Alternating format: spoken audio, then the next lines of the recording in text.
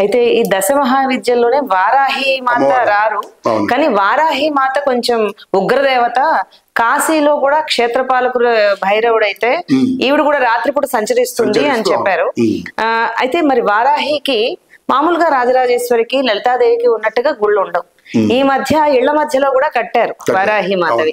అది ఎంతవరకు కరెక్ట్? ఇంకా వారాహిని ఇది వరకు నా చిన్నప్పుడు అయితే నేను ఎప్పుడు వినలేదు. ఓన్లీ వెళ్ళి, అందుకే ఆ గుడి కూడా చూసారా మీరు, కాశీలో చాలా కిందకుండి కొంచెం మాత్రమే కనిపిస్తుంది. నాసిక మీద నుంచి ఈ భృకుటి మధ్యలో నాసిక మీద నుంచి పాదాలు మాత్రమే దర్శించుకోండిరా అని మన పెద్దవాళ్ళు చెప్పారు.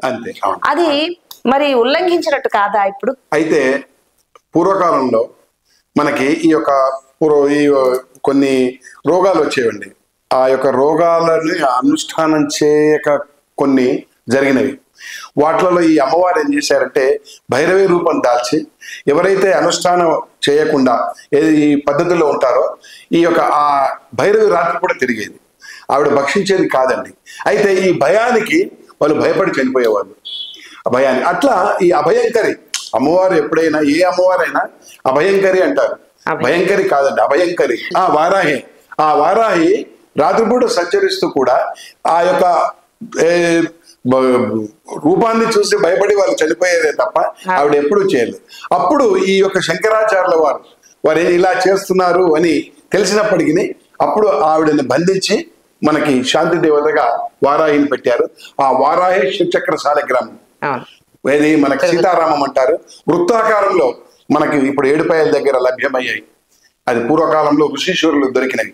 ఆ యొక్క షట్చక్ర శాలిగ్రామాన్ని అమ్మవారి ఉపాసనలో పెడితే మీకు సాక్షాత్ ముగ్గురు అమ్మవార్లు అయ్యగారులు ఉండి సీతారామంగా వృత్తాకారంగా ఆ యొక్క షట్చక్రం ఈమెగా సరిపోతుందని మనకు ఇది ఈ యొక్క స్వాములు చెప్పుకొచ్చారు, ఇది తత్వవేత్తలు. అలా వారాహిలో మనకు భయంకరమైనటువంటి మంత్రాలు కూడా ఉన్నాయండి. అవి కాకుండా సాత్వికమైనటువంటి మంత్రాలను ఉపదేశిస్తూ వాటిని వెలుగులోకి తీసుకొస్తే ఆ అమ్మవారి తత్వరూపిణి తప్పకుండా అవుతుందండి. అది అట్లా మనకి ఈ యొక్క శంకరాచార్యుల వారు బంధించినటువంటి ఒక అమ్మవార్లు కూడా ఉన్నప్పటికీ భయానికి భయపడ్డారే తప్ప ఆవిడ ఎప్పుడు చేయలేదండి. అది అయితే మనకి పంచదశిలో మనకి ఈ యొక్క చండీ అమ్మవారి ఉపాసన, చండీ ఉపాసకులు ఉంటారు.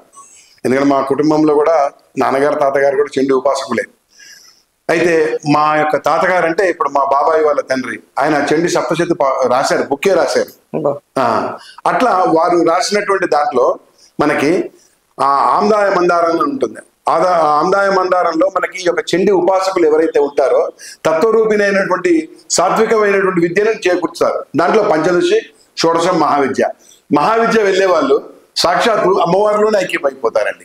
ఈ పంచదశి షోడశం పంచదశిను చేసిన వాళ్ళు ఈ లౌకిక ఆనందాన్ని పొందుతూ వాళ్ళు ఇహలోకంలో సర్వ సౌఖ్యాలు అనుభవిస్తూ తత్వంలో కూడా వాళ్ళు వైకుంఠానికి చేరుతారని, అమ్మవారి యొక్క శక్తి యొక్క దానికి వెళ్తారని కూడా మనకు చెప్పారు.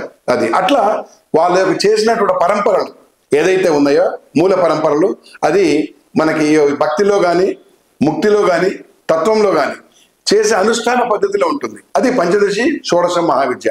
ఇది 3 రకాలుగా చెప్పబడ్డాయి. శ్రీ విద్య ఉపాసకులు మాత్రం వీటిని అనుష్ఠానంగా తీసుకుంటారు. అనుష్ఠానం చేసిన వారిలో అమ్మవారు స్పష్టంగా కనబడుతుందండి. అది ఇప్పుడు జ్యోతిష్యం అనేది ఏంటంటే పూర్వకాలం ఋషిష్యులు రాసిందే కాబట్టి కొన్ని వాస్తవాలు ఉన్నాయండి. ఇప్పుడు జ్యోతిష్యము నమ్మితే ఉంది, చెప్పే విధానం, జ్యోతిష పండితులు చెప్పే విధానం, వాక్శుద్ధి ఉంటే తప్పకుండా నెరవేరుతుంది. అనుష్ఠాన పద్ధతిలో చెప్పగలిగితే వాక్శుద్ధి అవుతుంది, తప్పకుండా అవుతుంది. జ్యోతిష్యము 90% కరెక్ట్. ఎందుకంటే జ్యోతిష్యంలో మనకి 4 రకాలుగా చెప్పబడ్డాయి. ఎంతో మంది జ్యోతిష పండితులు ఉన్నారు.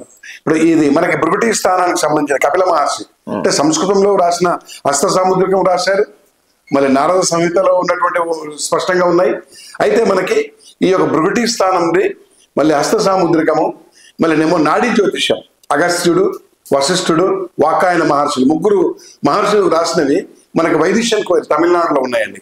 ఆ వైదిష్యన్ కోయిల్ రాసినవి ఏంటంటే ఈ యొక్క నాడీ జ్యోతిష్యంలో బొటనవేలు, దీంట్లో శంకు చక్రాల ద్వారా శంఖం ఉంటే ఏమిటి, చక్రం ఉంటే ఏమిటి, ఎన్ని వలయాలు ఉన్నాయి, ఆ వలయాల ప్రకారంగా వాళ్ళ యొక్క పుట్టిన డేటు, వాళ్ళ యొక్క ఏది పూర్వ నామాలు, వాళ్ళ తల్లిదండ్రుల పేర్లు కూడా స్పష్టంగా చెప్పబడ్డాయి.